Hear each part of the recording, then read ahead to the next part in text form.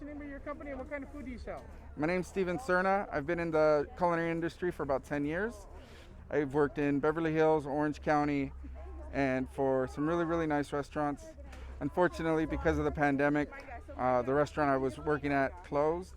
So for the last year or so, since March actually, we've been trying to figure out what I can do.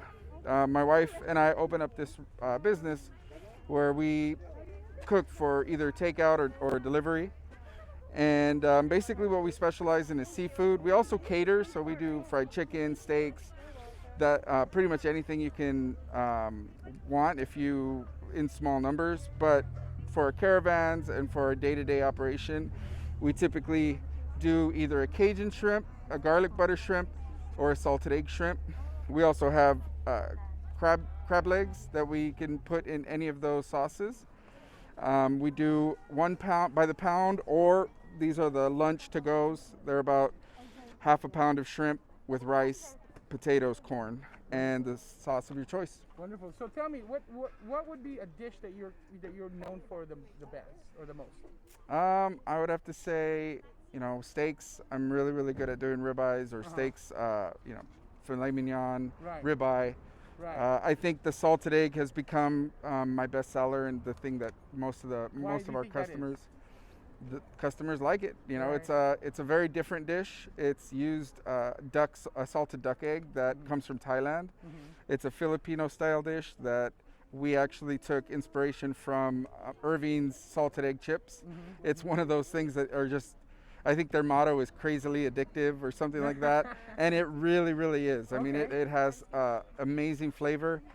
I first had it from the salmon skin salted egg, but I ended up trying to recreate that, and we ended up using that for our shrimp. Wonderful, wonderful. So now tell me, like, with the pandemic and everything, how's business been good? Has business been bad, or has been okay? What's going on?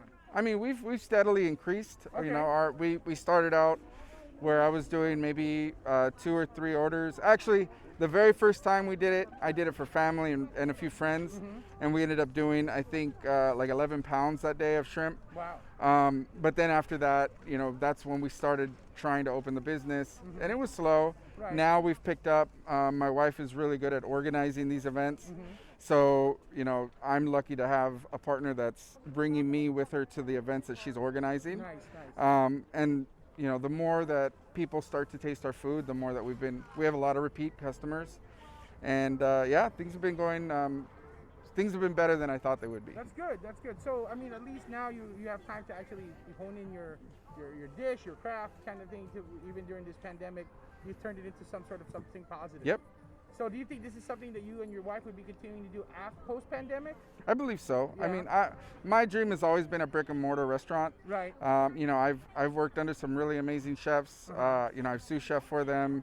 I've chefed for places that are really high quality. Right. And I want to bring that quality to Pomona. Nice. That's where I'm from. Pomona, okay. I want to be able to bring my father out, my sisters out, and them being able to go to my restaurant Right. and not feel like it was too expensive or the crowd was not someone bougie. that they too bougie.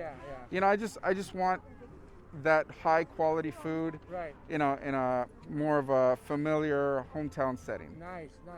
And I mean, so now what would you say what's the most difficult thing about during this pandemic in starting a business?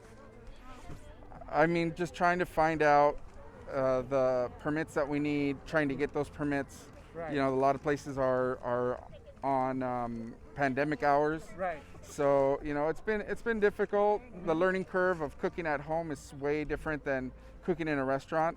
I'm assuming. Yeah. I'm blessed to have quite a few pieces of really well crafted cooking equipments. Nice. I have tables and racks and Nice. all the things that I've collected over the last 10 years. Nice.